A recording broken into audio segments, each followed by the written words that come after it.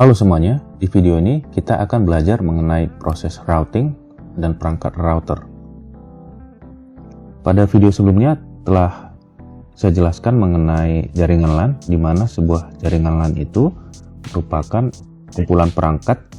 Di sini saya contohkan PC A1, PC A2 yang terhubung dengan menggunakan alamat subnet yang sama atau alamat IP yang sama.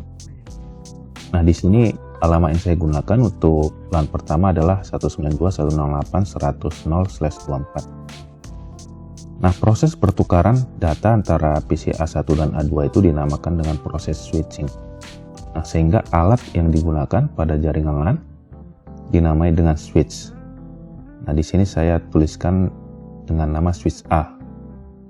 Nah, lalu pertanyaannya, apakah switch A ini dapat dihubungkan ke switch B apabila kita ingin menghubungkan LAN dengan IP 192 dengan IP 10.100.100.0.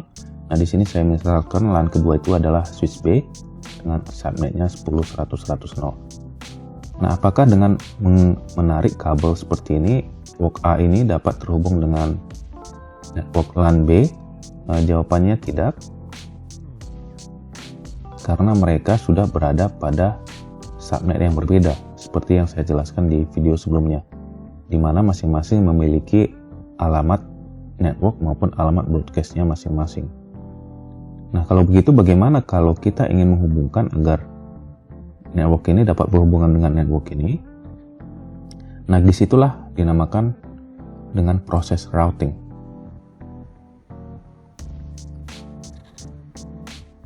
Nah, routing itu sendiri merupakan proses meneruskan paket data di antara network yang berbeda. Jadi berbeda dengan proses switching tadi. Nah, sesuai namanya routing, alat yang menjalankan proses routing itu dinamakan dengan router.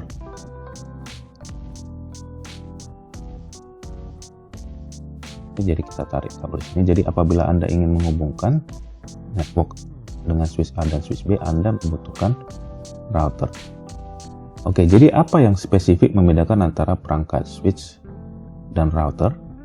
Nah, pada perangkat switch ini, pengalamatan digunakan adalah MAC address, sementara router adalah IP address. Proses routing menggunakan IP address.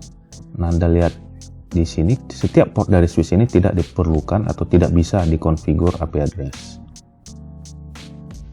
Nah, berbeda dengan perangkat router, port yang terhubung ke switch ini dapat dikonfigur IP address. Setiap port pada router memiliki NIC, kartu jaringannya masing-masing, sehingga dapat dikonfigurasikan IP address. IP address berapa? Ya, IP address yang sesuai dengan network yang berada pada LAN tersebut. Jadi kalau port yang di sini, kita bisa memasukkan IP misalnya 192.168.100.254. Sementara untuk di sini kita bisa masukkan IP 10.100.100. Pada router tersebut sering disebut dengan gateway, atau ada istilah lainnya default gateway. Default gateway merupakan jalur yang dipilih, misalnya PC A ingin mengirimkan sebuah paket data ke alamat yang tidak ada pada jaringan tersebut, misalnya alamat subnet lain, maka dia akan mengirimkan ke pintu keluarnya atau default gateway-nya. Dia akan mengirimkan paket data tersebut ke port dari router yang berada pada sisi LAN tersebut. Oke, jadi router memiliki nama lain, itu biasanya disebut juga gateway, dan default gateway itu merupakan istilah di mana apabila pada jaringan LAN tersebut tidak memiliki target dari pengiriman data tersebut, maka paket data tersebut akan dikirimkan ke default gateway. Oke, berikutnya apakah hanya router yang dapat melakukan proses routing?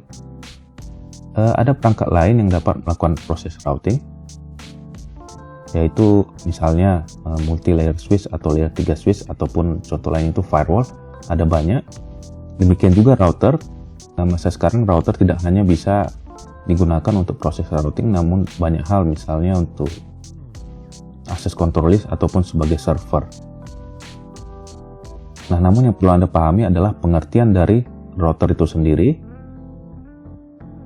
bahwa router merupakan perangkat yang menjalankan proses routing, di mana routing tersebut merupakan proses mengirimkan data dari satu network ke network yang lain yang memiliki alamat subnet yang berbeda. Nah, proses routing itu ada yang statik maupun dynamic. Kita akan membahas ini di video berikutnya. Jadi demikian dulu materi kita kali ini. Semoga materi pengenalan ini dapat membantu pembelajaran Anda. Terima kasih.